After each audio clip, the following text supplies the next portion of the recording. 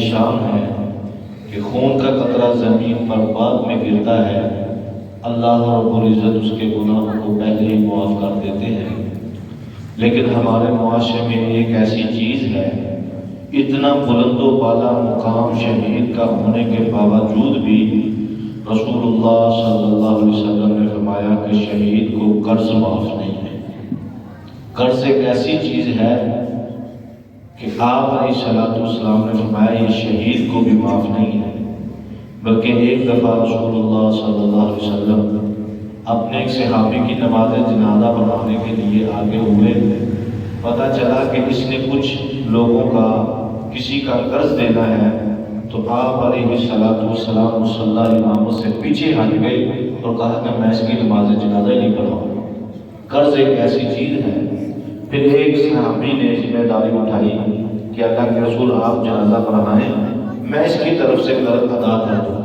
تو پھر آپ علیہ السلام نے اس کی نماز جنازہ پڑھائی۔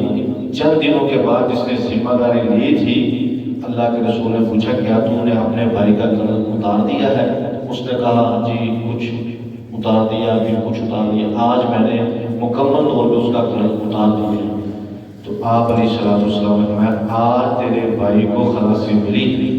قرض ایک ایسی چیز ہے کہ شہید کا کتنا مقام ہے، کتنی شان ہے، لیکن یہ شہید کو بھی معاف نہیں ہے۔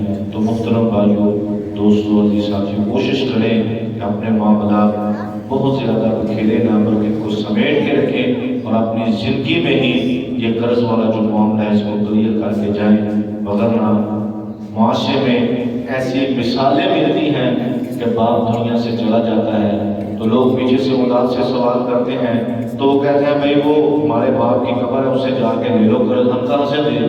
ہمارے باپ نے قرض لیا تھا، ہم نے تھوڑا لیا تھا۔ یعنی کہ اس طرح کے معاملات بعد میں اولاد اس طرح کا رویہ اختیار کرتی ہے۔ تو اپنی زندگی میں ہی اس طرح کے جو معاملات ہیں ہمیں سمیٹ کے رکھنے چاہیے۔ اللہ رب العزت سے دعا ہے اللہ رب العزت